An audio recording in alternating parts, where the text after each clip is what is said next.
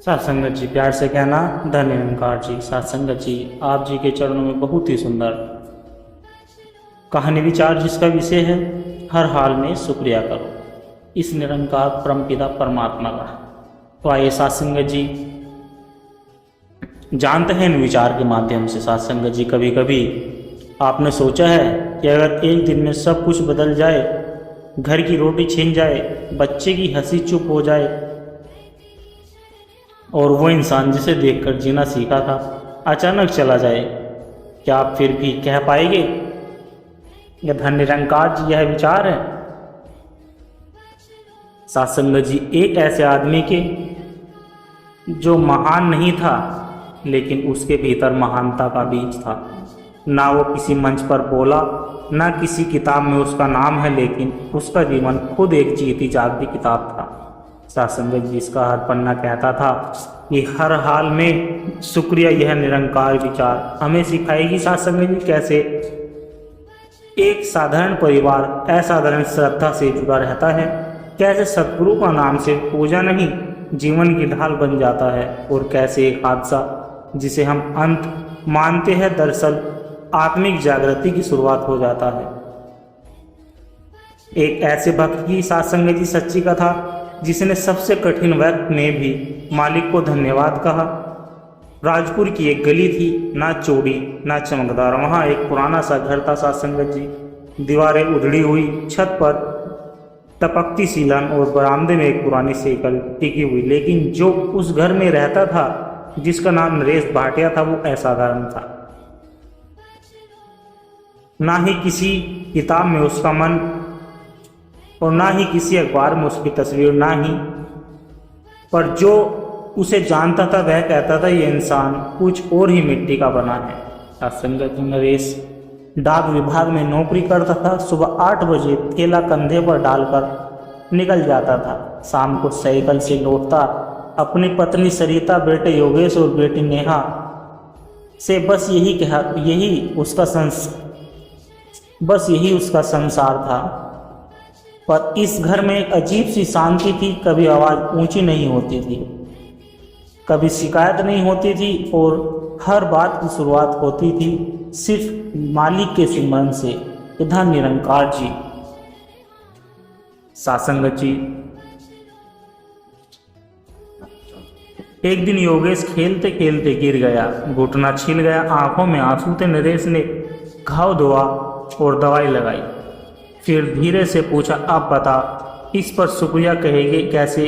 कहेंगे पापा चोट लगी है, दर्द हो रहा है। शुक्रिया किस बात का? योगेश तुनक कर बोला। नरेश मुस्कुराया जैसे कोई राज की बात बता रहा हो। सत्संगत जी शुक्रिया इसलिए कि सिर नहीं फटा, शुक्रिया पैर नहीं टूटा, और सबसे बड़ा शुक्रिया तू गिरा लेकिन उठा भी खुद। उस दिन योगेश ने पहली बार सीखा कि शुक्रिया सिर्फ अच्छे वक्त में नहीं कहा जाता बल्कि बुरे वक्त में कहने से ही असली वक्त पैदा होता है। सत्संगत जी घर में टीवी नहीं था लेकिन भजन चलता था। रसोई में सब्जी कम होती पर सरिता मुस्कुराकर कहती कि आज मालिक ने स्वाद नहीं संयम सिखाया है। पढ़ाई के लिए नए कपड़े नहीं मिलते तो योगेश कहता कि कोई बात नहीं, मन साफ है, यही असली पोशाक है। सत्संगत जी रविवार को सत्संग जाना घर का त्योहार होता, जैसे किसी राजा के दरबार में जाने की तैयारी हो। सत्संगत जी आता था, रोता भी था, लेकिन अकेले वो भी इंसान था। पर उसकी आत्मा ने एक बात पकड़ ली थी सत्संगत जी, मेरे हालात मेरे विश्वास को नहीं बल्कि मेरे विश्वास मेरे हालात को बदलते हुए। उनके पास न चमत्कार था न प्रवचन, पर एक ताकत थी कि सतगुरु का नाम। एक दिन एक फोन कॉल ने सब कुछ बदल दिया सत्संगत जी। घर का दरवाजा खुला था पर हवा बंद लगने लगी दीवारें वही थी, पर उन पर अब शब्द नहीं सिसकियां गूंजती थी। और वो धन निरंकार जी कहने वाला नरेश अब आंसुओं से कह रहा था कि मालिक यह भी तेरी रजा है। एक दिन शुक्रवार शाम 6:45 जगह नरेश का घर। राजपुर सरिता रसोई में चाय बना रही थी। साथ संगत जी, नेहा होमवर्क कर रही थी। साथ संगत जी, योगेश खेल कर लौटा ही था और नरेश थका आ रहा दरवाजे पर साइकिल खड़ी कर रहा था। तभी मोबाइल की घंटी बजी। नरेश का चेहरा हल्का सा सख्त हुआ। स्क्रीन पर नाम चमक रहा था, साथ संगत शंकर चौधरी, पुलिस थाना। नरेश ने फोन उठाया। हाँ बोलिए, वो सुन रहा और धीरे धीरे उसकी आंखें फैल गई और कांपे। हाथ से मोबाइल गिर गया। घर की हवा अचानक भारी हो गई। सरिता दौड़ कर आई। क्या हुआ नरेश? किसका फ़ोन था? नरेश जैसे ही किसी गहरे कुएं में डूब गया था। साथ संगत जी, फिर कांपती हुई आवाज़ में बोला कि योगेश, आज जो टूर्नामेंट खेला गया था उसका एक्सीडेंट हो गया। सरिता की आंखें तुरंत भर गई। क्या वो ठीक है? नरेश कुछ नहीं बोला, सिर्फ पास आकर बैठ गया और सिर झुका लिया। और साथ संगत जी कहा, वो अब नहीं है। सरिता की चीख पूरे मोहल्ले में गूंज गई। नेहा अपनी कॉपी फेंक कर माँ के पास लिपट गई। नरेश एक कोने में बैठा रहा, जैसे किसी ने उसकी आत्मा निकाल ली हो। बेटे की वो तस्वीर जिसमें उसने मुस्कुराकर मेडल पकड़ा था, अब दीवार पर टंगी थी, पर आंखों में आंसू ले आई। साथ संगत जी, रात के 3 बजे थे, सब सो रहे थे। नरेश उठकर पूजा की छोटी सी चौकी के सामने बैठकर हाथ जोड़कर आंखें मूंदी और बहुत धीमे स्वर में बोला, तू ही निरंकार, मैं तेरी शरणहा, मैनू बख्श लो। सरिता ने सुना वो चौकी। नरेश, क्या तुम आज भी शुक्रिया कर पा रहे हो? नरेश ने सिर झुकाया और कहा, हाँ, क्योंकि बेटा मुझे नहीं, मालिक को प्यारा हुआ है। जो उसकी रजत थी वो सर आंखों पर, और जिस घर में उसका नाम है वहाँ दुख भी उसी की मर्जी से आता है। साथ संगत, सरिता फूट फूट कर रो पड़ी, लेकिन उस रात पहली बार उन्होंने मिलकर नाम सुनने किया अपने बेटे की आत्मा की शांति के लिए और खुद को संभालने के लिए। योगेश की अंतिम यात्रा में सैकड़ों लोग आए। साथ संगत जी, लेकिन सब तब स्तब्ध रह गए जब नरेश ने मंच से सिर्फ एक बात कही कि मेरा बेटा चला गया, लेकिन उसके पीछे उसकी मुस्कान छोड़ गया। मैं इस मुस्कान को पालूंगा, रोज सेवा सुमन सत्संग से, और हर दिन मैं मालिक से यही कहूँगा कि हर हाल में शुक्रिया मेरे मालिक। यह वही पल था जब नरेश साधारण नहीं रहा। अब वो सिर्फ एक पिता नहीं था, वो एक सच्चा भक्त बन गया था। साथ संगत जी, जीवंत उदाहरण। जब समाज सवाल उठाने लगा, क्या यह आदमी पागल हो गया? लेकिन नरेश ने जवाब दिया, ना, मैं भक्त हो गया हूँ। योगेश की अंतिम क्रिया को 3 दिन हो चुके थे। साथ संगत जी, राजपुर में लोग अभी भी हैरान थे कि एक पिता जिसने अपना बेटा खोया हो, वो रोने के बजाय सत्संग में जा रहा है, लोगों को प्रेरणा दे रहा है और सबसे बढ़कर हर मिलने वाले से कह रहा है कि धन निरंकार जी। साथ संगत जी, मोहल्ले के कोने में बैठी अम्मा बोली, आजकल के लोग बेटा खोकर पागल हो जाते हैं, लेकिन यह नरेश कहीं अंदर से टूट तो नहीं गया? पास बैठी बनवारी बोला, नहीं अम्मा, यह टूटा नहीं, यह तो ऐसा लग रहा है जैसे किसी और ही रोशनी में जीने लगा है। साथ संगत जी, किसी ने नरेश से पूछा कि तुझे गुस्सा नहीं आया, भगवान पर नफरत नहीं हुई? नरेश ने कहा, मालिक का ही तो था मेरा बेटा, और अब वही उसे अपने पास ले गया। जो चीज़ मेरी ही नहीं थी उसका चला जाना दुख दे, ये मेरा अहम है। आस्था नहीं, मुझे दुख है, पर उससे बड़ा मेरा शुक्रिया है। योगेश के चले जाने के बाद पहला रविवार था, जब सब सोच रहे थे नरेश नहीं आएगा आज, लेकिन ठीक 9 बजे नरेश, सरिता और नेहा तीनों सत्संग भवन पहुंचे। सर पर सफ़ेद चादर, हाथ में रुमाल और आंखों में अजीब सी शांति। साथ संगत जी, वहाँ मंच से जब भावनात्मक भजन चल रहा था, जो तेरी रजा वही मेरी रजा हो जाए, तो लोगों की आंखें भर आई। नरेश चुपचाप सिर झुकाए बैठा था। साथ संगत जी, भजन के बाद जब उसे मंच पर बुलाया गया तो सबकी सांसें थम गई। महापुरुषों, मैंने अपना बेटा खोया है, यह सच है, लेकिन मैंने खुद को होने नहीं दिया। यह सद्गुरु की कृपा है। दुख को पकड़कर बैठने वाला भक्त नहीं बनता, मालिक की रजा को सर पर लेने वाला ही सच्चा भक्त बनता है। सासंगति, अगर मेरा धन निरंकार जी केवल अच्छे वक्त तक ही सीमित हो तो वह श्रद्धा नहीं सौदा है, पर मेरा विश्वास सौदे वाला नहीं है सासंगत जी, वो प्रेम वाला है जो हर हाल में शुक्रिया कहता है। भवन तालियों से नहीं आंसुओं से भर गया। जब तक विश्वास सिर्फ लोग लाभ के लिए हो वह डगमगा जाता है सासंगत जी, पर जब विश्वास रिश्तों की तरह हो तो वे अंधेरे में भी दीपक बन जाता है। सासंगत जी, नरेश की कहानी सिर्फ उसके घर तक सीमित नहीं रही, उसके जीवन की शांति और समर्पण धीरे धीरे लोगों के दिलों में उतरने लगी। सासंगत जी, पर जब विश्वास रिश्तों की तरह हो तो वह अंधेरे में भी दीपक बन जाता है। सासंगत जी, नरेश की कहानी सिर्फ उसके घर तक सीमित नहीं, उसके जीवन की शांति और समर्पण धीरे धीरे लोगों के दिलों में उतरने लगी थी।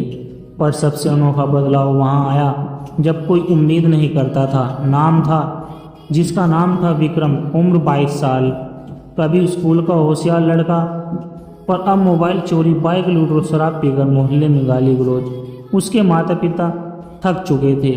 पुलिस भी जानती थी कि विक्रम है तो झंझट है। एक दिन उसकी माँ, जो अक्सर रोती रहती थी, नरेश के साथ सत्संग में आई। सासंगत जी, वहाँ भजन चल रहा था कि नाम से मन का अंधकार मिटे, और घर जाकर बोली, बेटा एक बार मेरे साथ। जिस आदमी ने अपना बेटा खोया वो आज भी मालिक का शुक्रिया अदा करता है, तू एक बार उसका सामना कर। विक्रम झल्ला गया, गाली दी लेकिन फिर हार गया। विक्रम सत्संग भवन गया, चेहरे पर झलझलाहट, आंखों में चिढ़। नरेश ने दूर से उसे देखा और कहा, मुस्कुराकर पास बुलाया, विक्रम तू आया, बहुत अच्छा किया। तू किसी गलती से बुरा नहीं बन गया, तू बस नाम से दूर हो गया। सासंगत जी, पास आ जा, बदल जाएगा। विक्रम ने कोई जवाब नहीं दिया। सासंगत जी बस चुपचाप बैठ गया। भजन गूंजा, हर हाल में शुक्रिया, और मन से नरेश बोला, बेटा मैंने बेटा खोया है, पर विश्वास नहीं, क्योंकि मालिक की रजा ही असली दुआ है। सासंगत जी, विक्रम का दिल यह सुनकर कांप गया। उसने नीचे देखा और पहली बार अपने गालों पर गर्म आंसू फिसले। उसके गालों पर गर्म आंसू फिसले। विक्रम ने माँ से कहा कि माँ, वो आदमी पागल नहीं है, वो भक्त है, और मैं अब से चोरी नहीं करूँगा। अब मेरी हर सुबह मालिक के नाम से शुरू होगी। उसने अपने दोस्तों के साथ बैठकर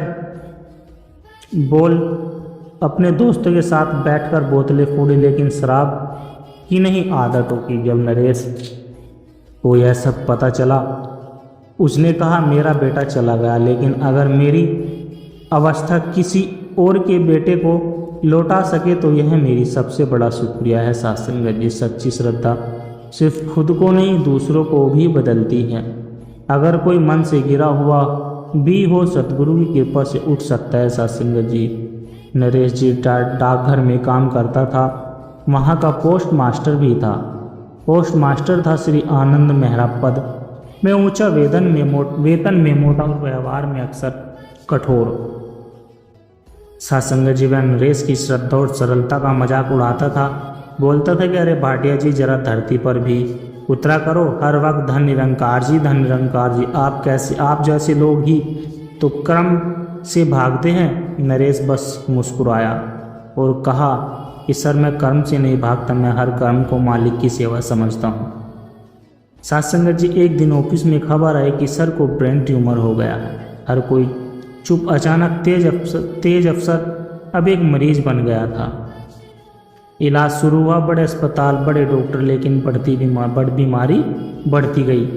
आनंद मेहरा रोज घर में अकेला बैठा चुपचाप। तब उसे याद आया कि वो भाटिया। उसने पत्नी से कहा कि एक आदमी है जो बेटा खोकर भी मुस्कुराता है। मैं उसका मजाक उड़ाता था, लेकिन आज उसी की ज़रूरत है। वो नरेश के घर पहुंचा, आंखें सम से झुकी। नरेश ने दरवाज़ा खोला और बिना कुछ कहे मेहरा साहब को गले लगाया। सासंगत जी, मेहरा रांधे गले से, मुझे माफ़ कर दो। गले लगे और बोले, मुझे माफ़ कर दो नरेश जी, जब आपके बेटे की खबर सुनी थी तब भी मैं सोचता था यह दिखावा है, मजबूरी है, लेकिन अब जब खुद बारी आई मुझे समझ में आया कि मजबूरी नहीं, यह तो मजबूती है। नरेश धीरे से बोला, भाई साहब बीमारी शरीर की है या सोच की है? दोनों का इलाज नाम में है। डॉक्टर आपको दवा देंगे लेकिन ध्यान सिमरन और सतगुरु का विश्वास आपको हिम्मत देगा। सत्संगत जी, मेहरा साहब ने पहली बार सत्संग में भाग लिया। पहली बार किसी भजन में आंखें नम हुई। पहली बार उन्होंने दिल से कहा कि धन निरंकार जी। इलाज चलता रहा पर मन अब भय से नहीं आस्था से भरा हुआ था। सत्संगत जी, कुछ हफ्ते बाद जब हमारी रिपोर्ट आई डॉक्टर चंकित थे कि सर ट्यूमर श्रोकिंग मोड में है, आप में कोई अजीब सी पॉजिटिविटी है। मेहरा साहब मुस्कुराए। अब उन्होंने जवाब पता था, यह दवा नहीं दुआ है, दुआ का असर है।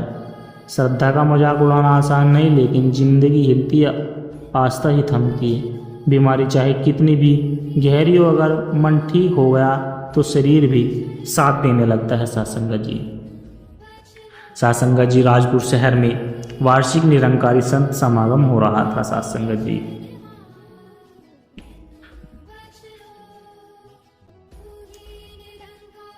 देश भर से श्रद्धालु आए। मुख्य अतिथियों में साधु, सेवा दल और कई विशिष्ट प्रचारक आए थे। और इस बार एक आदमी को भी मंच पर बुलाया गया जिसका नाम नरेश भाटिया, डाक विभाग का छोटा सा कर्मचारी, पर अब लोगों के लिए सच्चे समर्पण की विशाल बन चुका था। अब हम आमंत्रित करते हैं इस राजपुर से सेवा भावी और सहनशील भाई नरेश भाटिया को, जिन्होंने हर हाल में शुक्रिया के वास्तविक अर्थ को जी कर दिखाया है। मंच पर सैकड़ों लोग बैठे थे, लेकिन जैसे ही नरेश खड़ा हुआ सन्नाटा छा गया। सत्संगत जी, उसके चेहरे पर कोई बड़ा भाषण देने वाला उत्साह नहीं था, बल्कि एक गहरी विनम्रता और आंखों में अवस्था की चमक। सतगुरु महाराज जी की जय में कोई प्रवचन करता नहीं हूँ मैं, और ना ही कोई बड़ा ज्ञानी हूँ, बस एक छोटा सा भक्त हूँ जिसने अपने बेटे की चिंता को आग दी और फिर भी कहा कि धन निरंकार जी। चिता को आग दी और फिर भी कहा कि धन निरंकार जी। पूरा भवन एकदम शांत। पहले मुझे लगा था कि सत्संग केवल भजन गाने का मंच है, लेकिन जब मेरा बेटा गया और मैंने सत्संग में बैठकर खुद को संभाला, तब समझ में आया यह मंच नहीं, यह माँ की गोद, जिसने मुझे टूटने से बचाया, रोते हुए संभाला और चलते रहने का हौसला दिया। सत्संगत जी, नरेश ने जेब से एक पुरानी तस्वीर निकाली, योगेश की मुस्कुराती हुई तस्वीर, और दिखाई। बोला, यह मेरा बेटा है। जब गया तो लगा अब कुछ नहीं बचा, पर सतगुरु की कृपा ने बताया जो गया वो मालिक का था, जो बचा वो भी मालिक का है, और जो होगा वो भी मालिक की रजा से ही होगा। मैं यहाँ कुछ सीखने नहीं, बस अपने अनुभव को बांटने आया हूँ, ताकि शायद किसी और का टूटता विश्वास भी फिर जुड़ सके। पूरा हॉल सत्संगत जी उसके विचार सुनकर खड़ा हो गया। किसी ने ताली नहीं बजाई, पर सबकी आंखों से श्रद्धा बह रही थी। उस दिन लोगों ने जाना कि बोलना प्रभाव नहीं बनाता, जीना ही असली प्रचार है। असली वक्ता वो नहीं जो मन से बोलता है, बल्कि वो है जो जीवन से सीखता है, जो दुख में भी रजा को माने वही सच्चा समर्पण है। सत्संग से लौटने के बाद नरेश और सरिता वारंडा में बैठे थे। तभी उनकी बेटी नेहा, जो अब 15 साल की हो चुकी थी, धीरे धीरे पास आई। उसके हाथ में योगेश की पुरानी डायरी थी और आंखों में एक अलग सी रोशनी। बोली, पापा, आपने आज जो समागम में कहा वो मैंने पहली बार पूरी तरह से महसूस किया। सत्संगत जी, नरेश मुस्कुरा बोला, बेटा क्यों इतना भावुक हो गई? नेहा ने धीरे से कहा कि पापा, मुझे अब सिर्फ पढ़ना ही नहीं, मुझे सेवा में जीवन देना है। मैं भी भैया की तरह लोगों को हौसला देना चाहती हूँ। मैं उनकी तरह हर हाल में शुक्रिया जीना चाहती हूँ। सत्संगत जी, सरिता की आंखें भर आई, पर इस बार वो आंसू दुख के नहीं थे।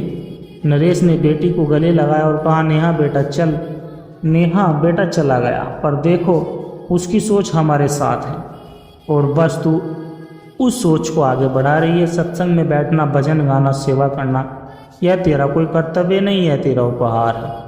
मालिक को अगले रविवार नेहा सेवा दल यूनिफॉर्म में सत्संग में पहुंची। झाड़ू पकड़ाना, पानी बांटना और बुजुर्गों के जूते भी अपने हाथों से सीधे लाइन में रखे। लोग देख रहे थे कि लड़की ने अपने भाई को खोया था, अब वह हजारों की बहन बनकर सेवा कर रही थी। धीरे धीरे नेहा सत्संग में युवाओं की प्रेरणा बनने लगी। साथ संगत जी उनके पास आकर कहती कि तू तो अपने भाई जैसी लगती है। शांत पर मजबूत नेहा बस मुस्कुराकर कहती कि मैं योगेश नहीं बन सकती, पर उसकी सोच तरह सोच सकती हूँ, और सबसे ज़रूरी बात, हर हाल में शुक्रिया कह सकती हूँ। सेवा उम्र नहीं देखती साथ संगत जी, भावना देखती है। और कोई चला जाए तो जीवन थमता नहीं, अगर उसकी सोच को जी लिया जाए तो वह कभी मरता नहीं। नेहा की सेवा जारी थी और फिर घर फिर से हंसी से भरने लगा। लेकिन जीवन कब कौन सी परीक्षा ले ले कोई नहीं जानता। एक दिन डाक विभाग की केंद्रीय छटनी सूची आई। साथ संगत जी सरकारी घाटे के कारण कई पद खत्म किए गए और उनमें नरेश भाटिया का नाम भी शामिल था। साथ संगत जी पत्र आया कि आपकी सेवा अब समाप्त की जाती है। सरिता ने पत्र पढ़ा, चेहरा पीला पड़ गया। नरेश, यह कैसे हो सकता है? इतनी ईमानदारी, इतनी निष्ठा, और अब यह नेहा दौड़ी घर आई।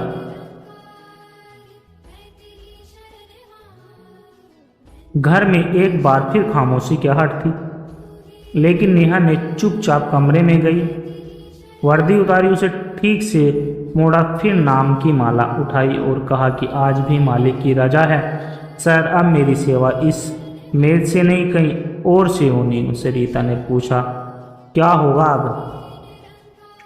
सासंगत जी, नरेश ने जवाब दिया कि सीधा मगर बहुत गहरा था, जो कुछ बचा है वही काफ़ी है। अगर नाम साथ है, तनख्वाह गई, समर्पण नहीं गया, नौकरी गई। सासंगत जी, पर मालिक का साथ नहीं गया, फिर शुरुआत नहीं हुई। सेवा बिना पद ये मगर पूरी श्रद्धा से। अब नरेश हर सुबह मोहल्ले के मंदिर, सत्संग भवन और बीमार लोगों के घर जाता, दवाइयाँ देता, छोटे छोटे काम करता, बिना पैसों के, बिना पहचान के। लोग पूछते कि भाई अब तो नौकरी भी नहीं है, फिर भी इतना शांत कैसे हो? सत्संगत जी, वह मुस्कुराता और कहता, पहले तनख्वाह आती थी, अब मुस्कान आती है। पहले तनख्वाह आती थी तो सुकून आता था, पहले ओहदा था, अब चैतन्य है। जिस हाथों ने डाक बांधी, अब वही हाथ सेवा बांट रहे थे। कर्म बदल सकते हैं, लेकिन नियत अगर नाम से जुड़ी हो तो हर हाल में संतोष ही मिलता है। सत्संगत जी, दुनिया कभी सब कुछ नहीं देती, पर सदगुरु कभी सब कुछ छीनता ही नहीं। अगर आस्था बनी रहे तो जीवन बिना पद, बिना पैसे के समर्पित है, संतोषपूर्ण हो सकता है। राजपुर नगर परिषद और स्थानीय संगठनों ने मिलकर एक छोटा सा कार्यक्रम रखा, जिसमें प्रेरणा जीवन के असली हीरो, जहां वो आम लोगों में से भी चुनकर उन चेहरों को मंच देता है जो खुद टूटे हुए पैरों को थाम लिया। इस बार विशेष अतिथि के रूप में बुलाया गया सत्संगत जी नरेश भाटी को। स्टेज पर पहले किसी प्रोफेसर ने भाषण दिया, फिर एक मोटिवेशनल स्पीकर। लोग ताली बजाते थे। सत्संगत जी लोग ताली बजाते रहे।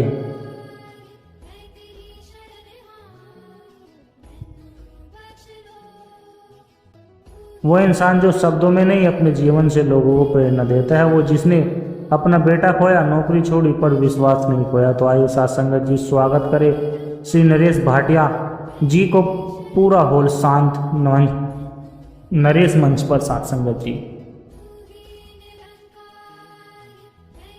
नरेश मंच पर आया, सादा कुर्ता, सिर झुका, हाथ जोड़कर बोला, आप लोग मुझे हीरो कहते हैं, पर सच कहूं मैं नायक नहीं, मैं तो सिर्फ मालिक की रजा का एक पात्र हूं।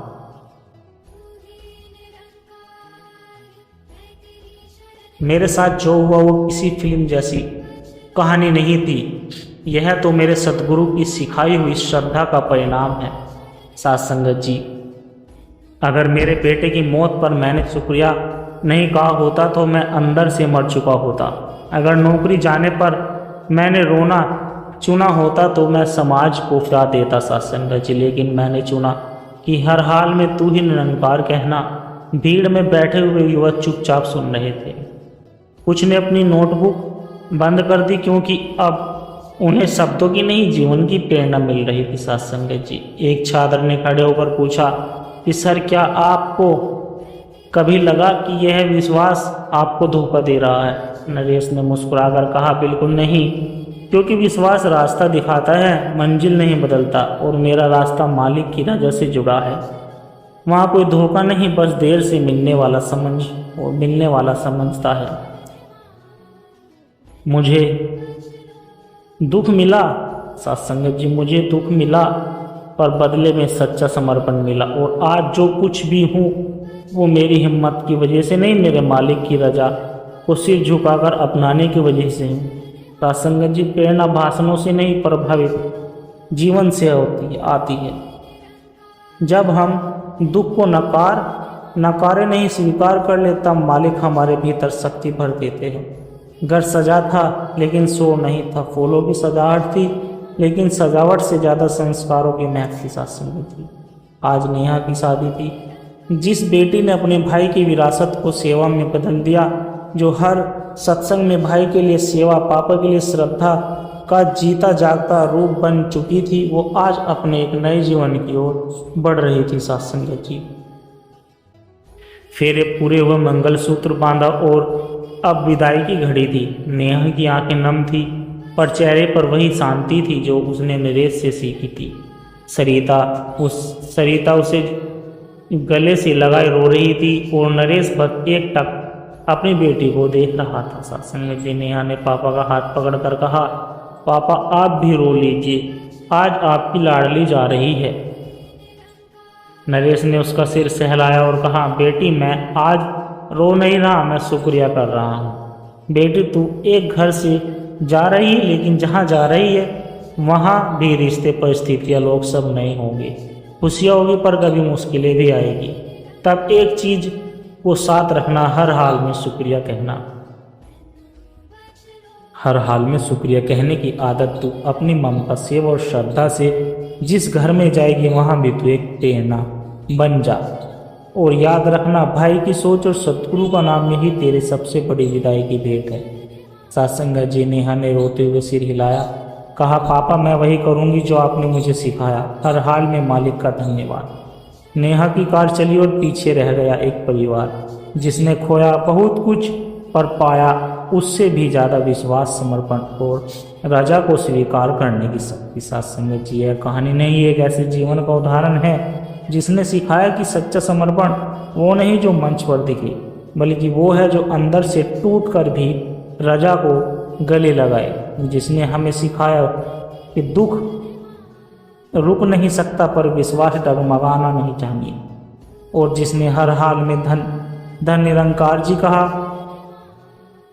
साथ संगत जी, इस विचार ने आपके मन को थोड़ा भी छुआ हो तो इसे अपने जीवन में जीने की कोशिश जरूर कीजिए, क्योंकि हर हाल में शुक्रिया केवल शब्द नहीं, एक जीवन दर्शन है। साथ संगत जी, दास के द्वारा कहे गए कहानी विचार यदि आप जी को अच्छे लगे हो तो वीडियो को लाइक करें, शेयर करें और कमेंट बॉक्स में साथ संगत जी धन निरंकार जी लिखे और अपने विचार साझा जरूर करें। और साथ संगत जी, दास को आशीर्वाद दे, हर रोज आप जी के चरणों में ऐसे ही प्रेरणादायक कहानी विचार लेकर आता रहूं। साथ संगत जी, प्यार से कहना, धन निरंकार जी।